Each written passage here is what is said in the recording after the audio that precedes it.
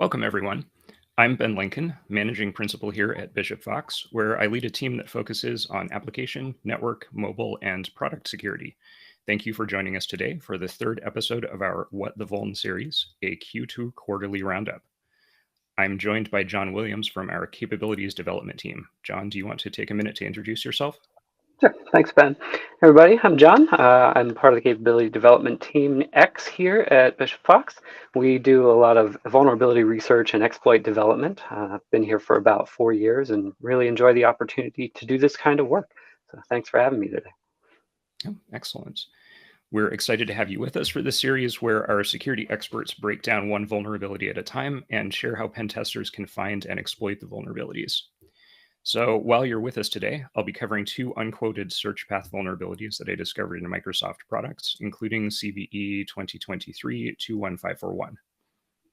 Yep. And I'll be doing a deep dive into a Fortinet vulnerability that came out late last year, highlighting some research from the Team X team and how we develop an exploit that targeted a specific FortiGate device running a specific version of FortiOS. All right. With that, let's kick off our third episode. John, do you want to get things started? Thanks. So like I just said, I'm going to dive into a vulnerability affecting Fortinet's FortiOS. This is CVE 2022-42475. This was a remotely exploitable heap overflow affecting the SSL VPN component of both FortiGate and FortiProxy devices. Now, this research was mainly conducted by Bishop Fox alumnus Carl Livet. I had the pleasure of working with him on it, doing some contributing research. So I'm happy to share a lot of the work that he did on this.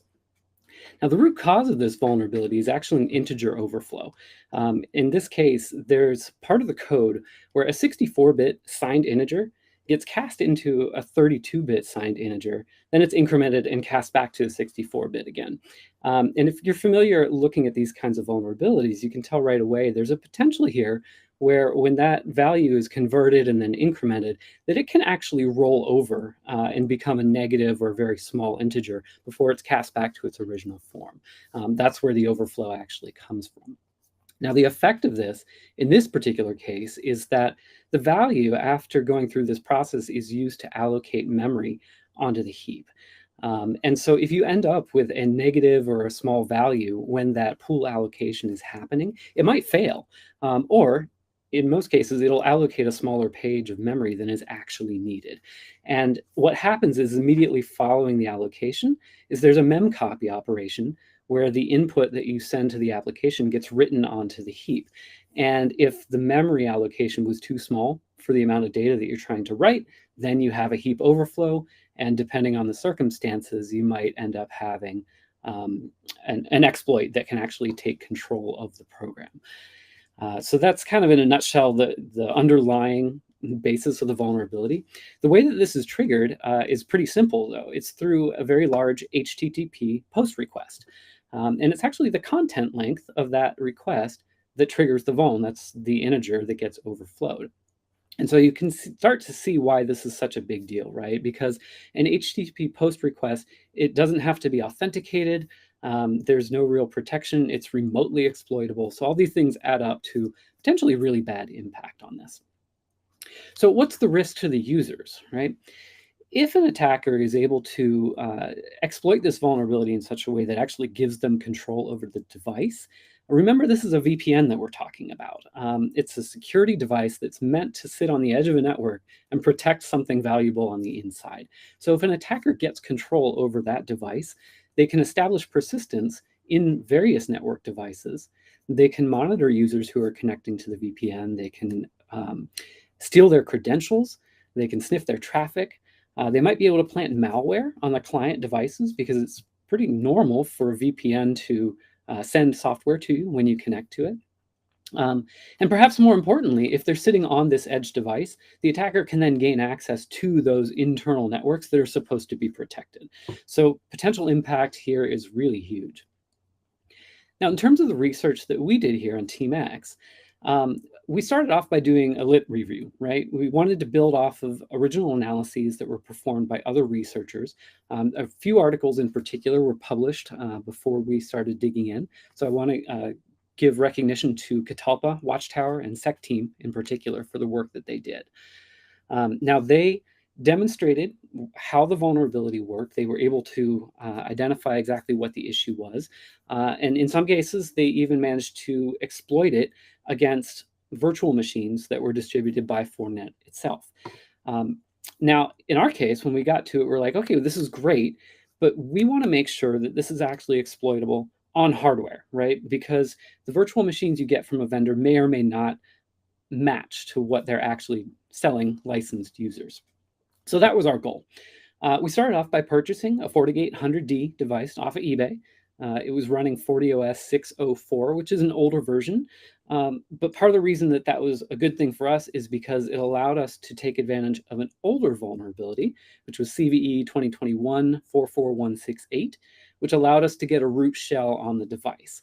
And that's really important when you're doing this kind of research, because of course, you need to be able to get debugging tools on it, right? If you want to know what's going on, you want to figure out exactly how to get your exploit working, you need to get feedback.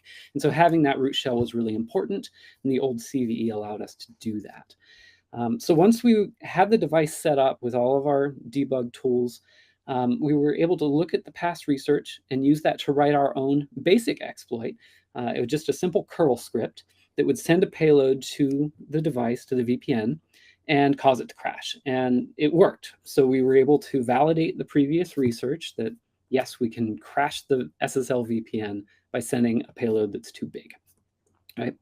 From there, we needed to experiment a bit with the content length to get that number just right to trigger the vulnerability in a way that would actually give us control, right? Because if you recall, as the payload gets longer, it overflows the heap more and more. When it flips that integer from negative to a small positive, that's when we get the most overflow happening and we get the most of our payload onto the heap.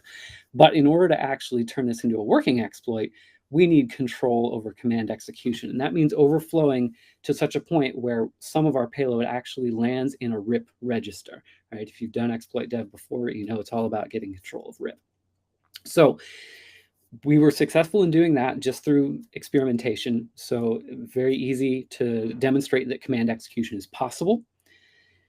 So then the next step is to figure out what are our mitigations, as we're trying to fully develop the exploit and not just have control, but make it execute the code that we want.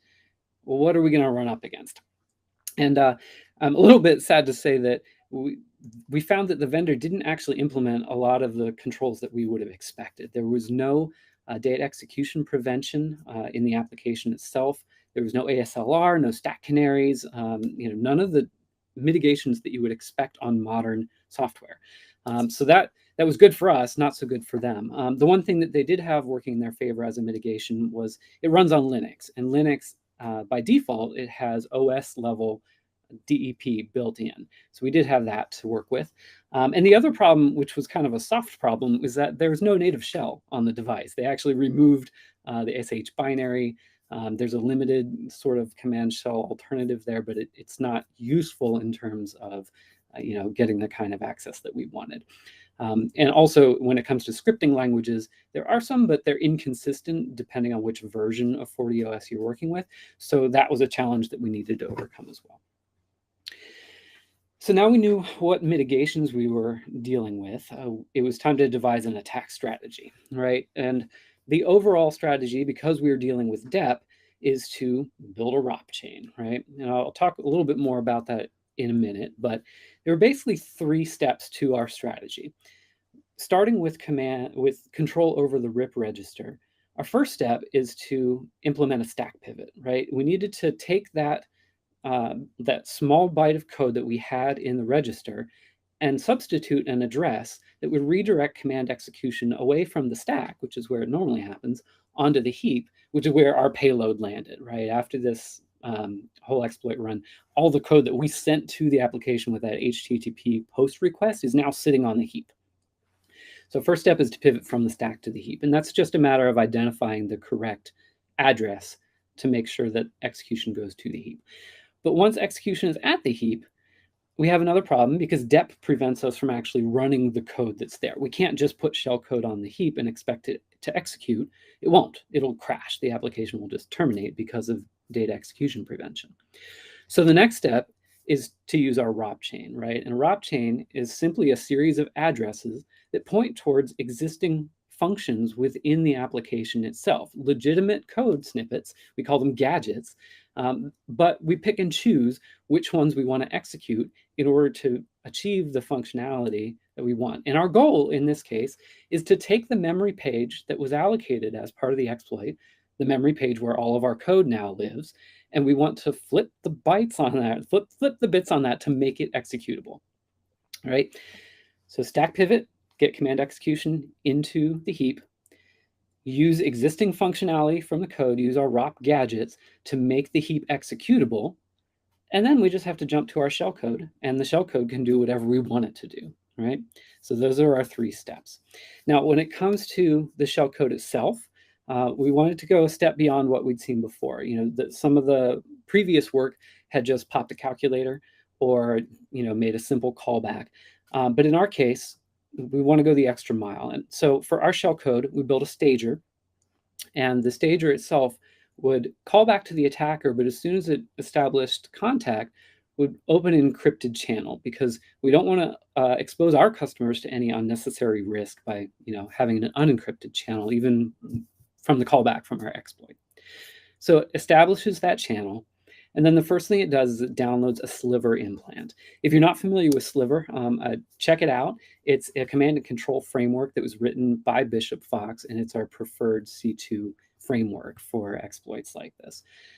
So we had our stager pull down a sliver implant. That implant in turn acts as a stager to pull down more exploit code and establishes a beachhead within the software. That then calls out to our sliver server, and from there we have a fully encrypted channel with full shell capabilities, and we can do whatever we want at that point. So we can load additional tools, make modifications on the operating system to maintain persistence.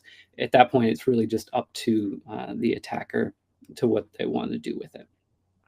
So in a nutshell, that is the exploit that we built. That's how it worked. And if you're interested in some more details about how we identified certain addresses and how we were able to identify offsets to get each part of the ROP chain working, check out the blog post that Carl wrote. It has even more detail about this.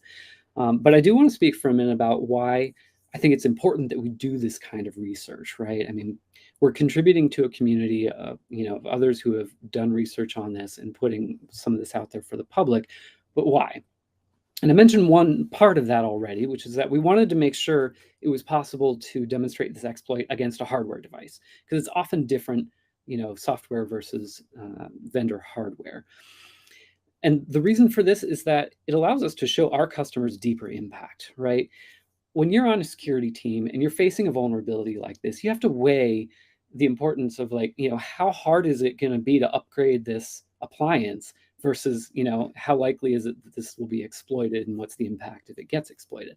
So by showing that, yes, your hardware is actually vulnerable, we can help our customers make the case to have these upgrades done, even though they might be challenging.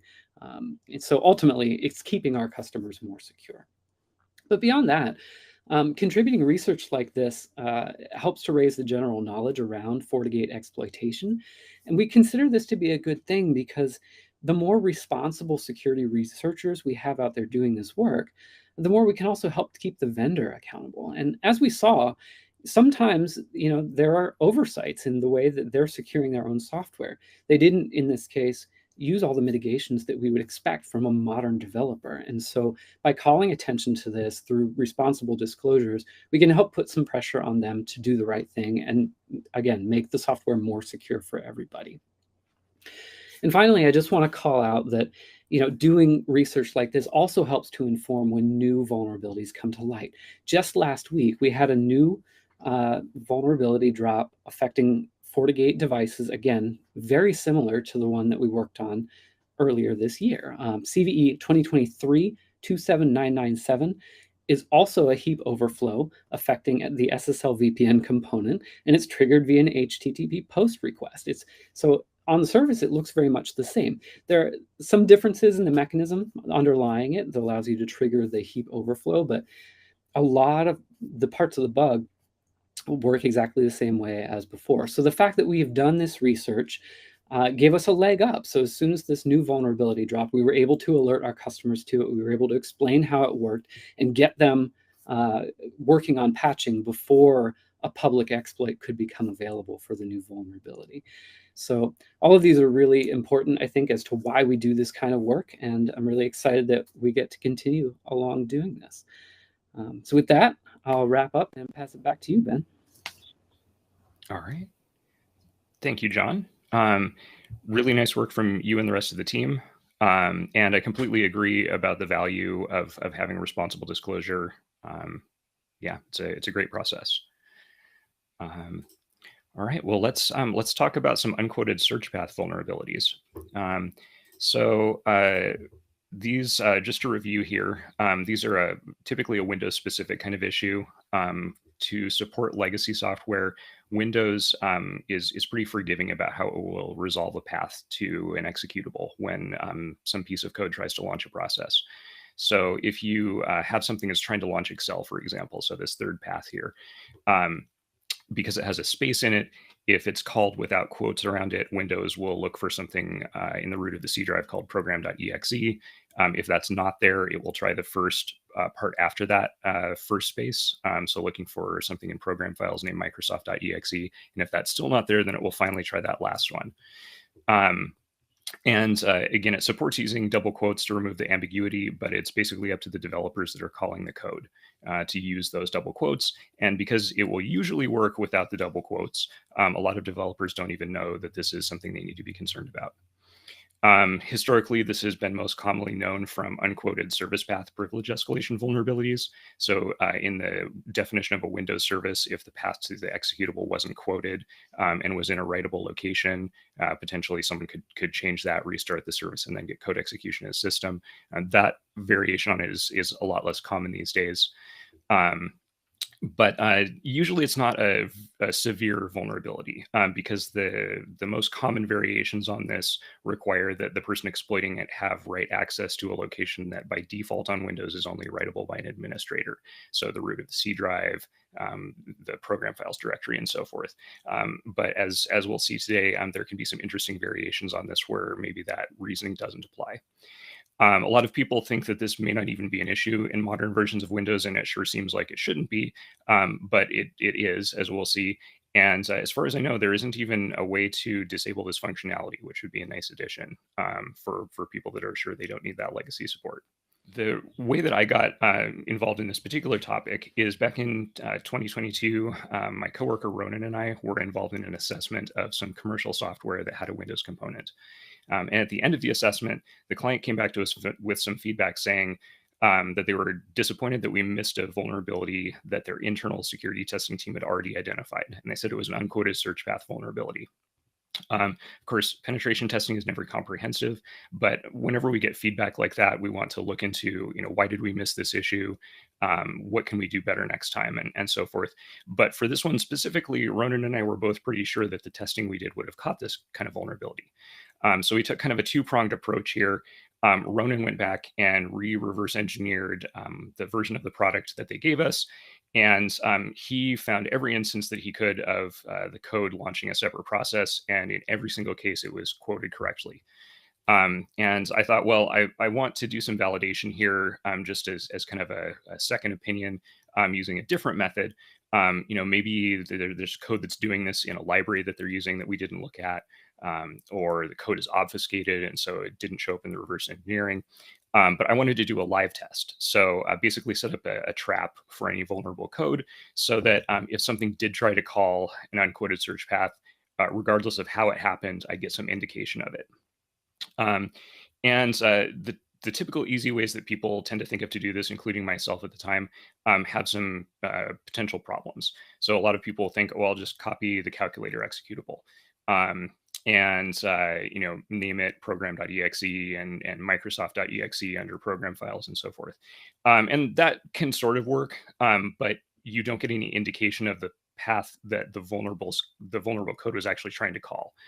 So if you're looking at a product that installs 50 binaries in its program files folder, you won't know which of those it was trying to call. That can make tracking down the vulnerable code harder. Depending on what you are running, it may not actually launch a process named after the executable name. So calc.exe specifically is kind of a pen tester go-to for historical reasons, but the version that comes with Windows today won't actually start a process named after itself. It launches a different one named something like calculator.exe from a different directory. So if you're looking for program.exe in Task Manager, you won't even find it. If you're using the 64-bit binary, but the parent process is 32-bit, it may not launch at all. You can always get the version from syswow64 instead, but just one more thing that can go wrong. And some software might behave differently when it's launched in a non-interactive session, like was probably the case here. So I threw together a basic command line utility that would log things like the date and time, the process ID for the launch process, as well as the parent process, the executable name of the parent process, the list of arguments that started the process, which should begin with the path that it was trying to call, and then any environment variables for the launch process. I wrote it in C so that it could compile to native code. And compiled it as a 32-bit utility, so it would run on just about any version of Windows, and regardless of whether the parent code was 64-bit or 32. So when executed by something that isn't vulnerable or doesn't have a space in the path, the output that it logs looks like this. So again, it's got the timestamp, the process IDs, the name of the calling process, and then the arguments that were passed. And in this case, you can see it's just one string to the default name of the program itself. When the calling process is vulnerable, what you get is the arguments are split by spaces. And so in this case, there are a whole bunch of spaces in the path, and they each go on their own line. And this is a clear indication that the calling process is vulnerable. How did this pan out during our retesting?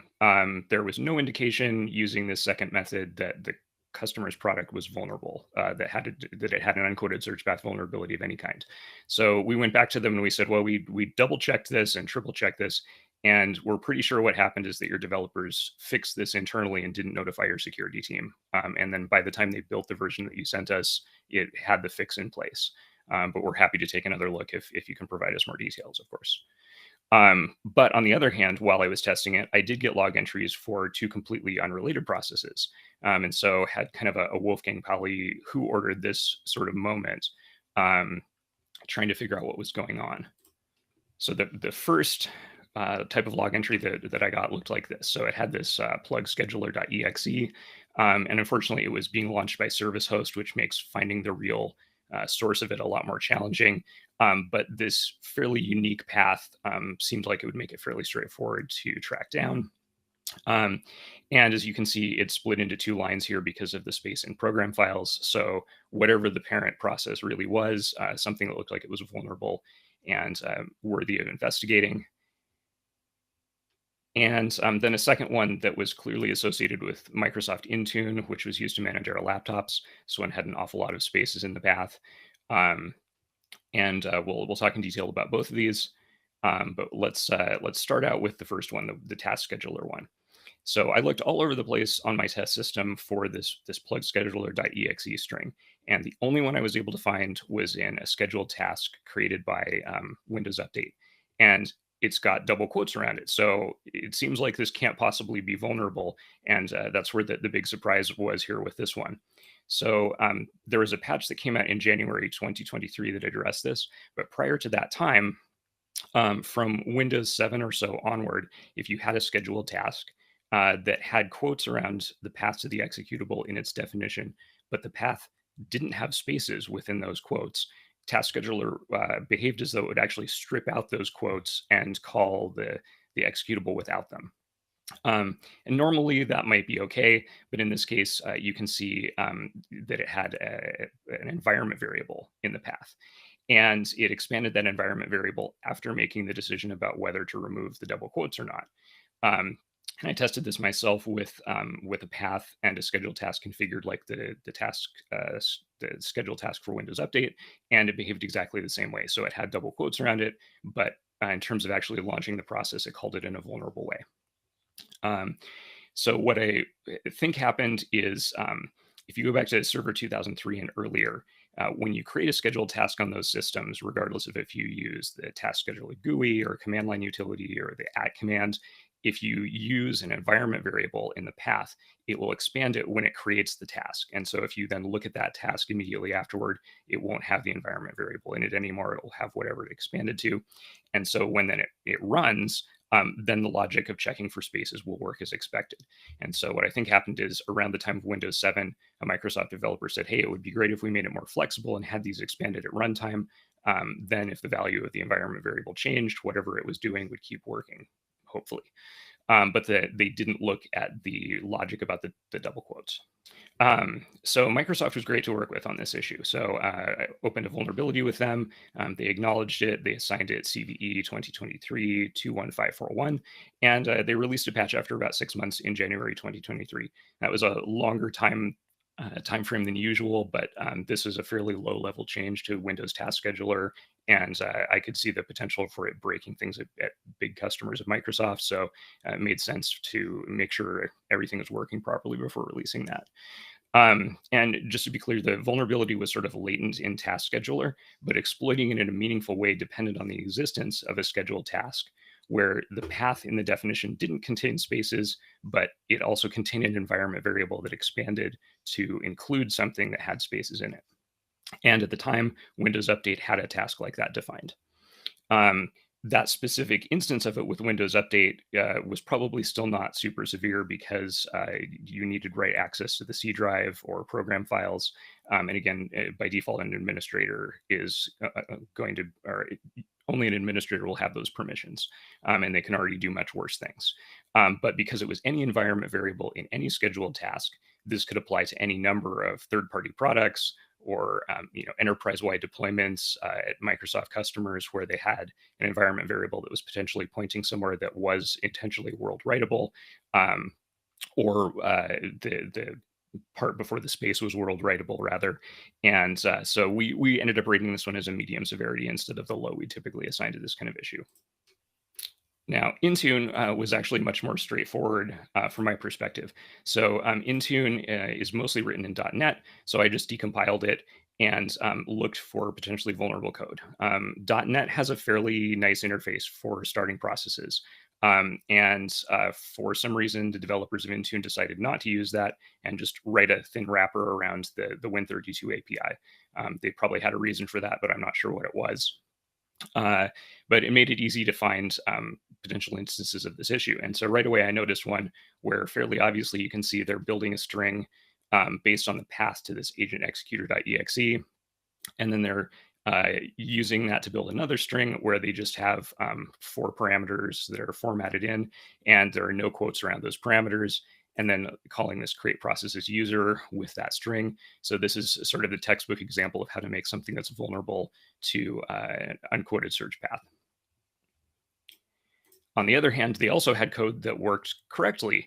So in this case, the code looks almost exactly the same, except that you can see when they're building that second string, they're putting double quotes around all of the potentially vulnerable parameters in there. And so this part was not a concern. So despite the fact that in this case, I was actually able to point them to the exact code in question, this vulnerability, when I filed it, went to a different team at Microsoft, and they said, no, that's working as designed, won't fix. And you should just put double quotes around the parameters yourself, which seemed like kind of a misunderstanding of the issue, but there didn't really seem to be an appeals process or anything. So this may still be exploitable even today, for all I know. It seems like they might have fixed it silently because I don't see these log entries for Intune anymore. But who knows? I certainly don't. It's far less severe than a task scheduler vulnerability because this gets back to the sort of canonical example where you need write access to the root of the C drive or program files. And again, only an administrator will have that by default.